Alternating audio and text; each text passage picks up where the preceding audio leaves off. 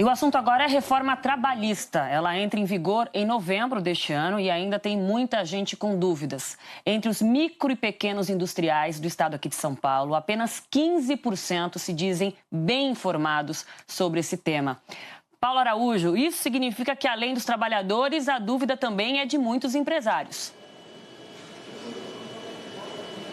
Pois é, tem muitos empresários ainda cheios de dúvidas, né? Raquel, Aline, bom dia a vocês, bom dia a todos. A pesquisa que foi divulgada pelo SIMP, que é o Sindicato das Micro e Pequenas Indústrias do Estado de São Paulo, mostra exatamente isso. A gente tem alguns números que chamam muita atenção. Então, segundo o SIMP, 71% dos empresários entrevistados dizem que identificam o tema reforma trabalhista, mas só 15% dizem que estão bem informados. Ainda de acordo com a pesquisa, 11% dos empresários dizem que faltam informações sobre a reforma trabalhista e 29% alegam que desconhecem totalmente esse tema. Chama atenção esses números, até porque o tema reforma trabalhista é muito discutido já há alguns meses. A reforma trabalhista começa a valer logo mais, agora, em novembro. Então, nós viemos até uma indústria aqui na capital paulista, uma indústria gráfica, que atrás de mim a gente vê, olha, os funcionários trabalhando. São 50 funcionários aqui na indústria que trabalham em 2 turnos. A indústria, ela existe há 21 anos e eu estou aqui ao lado do dono aqui dessa indústria gráfica de São Paulo, que é o Eduardo Canjani. O Eduardo, ele diz o seguinte, que ele faz parte daquele grupo cheio de dúvidas, diz que está faltando aí alguma informação. O que aconteceu, Eduardo? Por que você tem tantas dúvidas ainda sobre a reforma trabalhista? Bom dia. Bom dia. Exatamente, porque hoje em dia a gente tem tanta informação, seja ela WhatsApp, Facebook, jornal, são vários veículos de comunicação e a gente recebe várias informações. E aí pairam algumas dúvidas que eu preciso ter certeza, porque agora em novembro passa a validar. Como, por exemplo, o horário de intervalo pode realmente ser reduzido para 30 minutos? E esse horário de intervalo, eu posso dividir ele em 2 períodos? Por exemplo, se eu preciso do camarada, ele sai, almoça 15 minutos e retorna, depois ele descansa o restante ou não?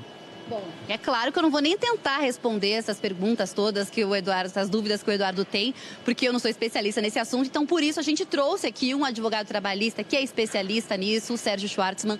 Bom dia. Bom, você ouviu aqui a pergunta do Eduardo. Qual é a resposta para essa dúvida dele, que muitos empresários com certeza também querem saber? Bom dia. Me parece que a dúvida dele é também de muitos trabalhadores. É uma pergunta bastante interessante. Esse intervalo de 30 minutos poderá ser autorizado, desde que esteja em norma coletiva. Então, tem que vir um acordo coletivo, um dissídio coletivo, prevendo esses 30 minutos. Mas, uma vez previsto, ele não pode ser fracionado em 2 de 15. Vai ter que ser concedido, sim, 30 minutos de uma única vez, para aquelas categorias que estabelecerem esse 30 minutos no dissídio. Se não, continua valendo a regra de 1 hora. Vou aproveitar, então, que estão os dois aqui, vou fazer o meio de campo, vou tirar outra dúvida aqui do Eduardo. Então, tem mais alguma pergunta? Tenho sim. Tem várias, né? Tenho várias. Como, por exemplo, o termo de quitação anual, né? O que é exatamente o termo de quitação anual e quando ele pode ser usado? Então, vou repassar aqui para o Sérgio, tá, Eduardo? Bom, o termo de quitação anual, como ele mesmo diz, é um termo de quitação por ano. A todo ano você pode usar. O empregado e o empregador vão ao sindicato, obrigatoriamente tem que ter a participação do sindicato. E o empregador vai mostrar para o sindicato que naquele ano, todas as obrigações que ele tinha com o empregado, ele cumpriu. Os pagamentos que ele devia fazer, os benefícios que ele devia conceder, todos os direitos deveriam ser concedidos ao longo daquele ano, o foram.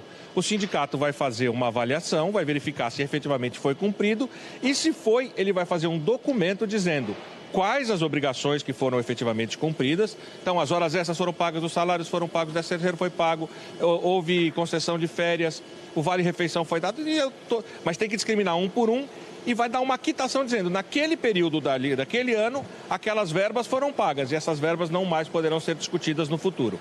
Os sindicatos o empregador pode usar isso todos os anos durante a vigência de cada contrato de trabalho do seu trabalhador. Bom, claro que os empresários têm muitas dúvidas. Por exemplo, a gente tem uma outra tela que mostra uma outra dúvida relacionada aos empresários. Segundo essa pesquisa do SIMP, só 16% dos empresários dizem que têm conhecimento com relação à regularização da terceirização.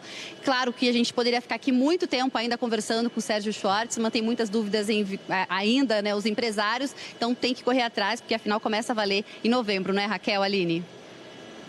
Ainda aí pela frente, muito obrigada, Paulo, e ao Sérgio, que a gente adora, tá sempre aqui com a gente tirando dúvidas, e ao empresário também que abriu a indústria dele aí para dividir essas dúvidas com a gente. Valeu!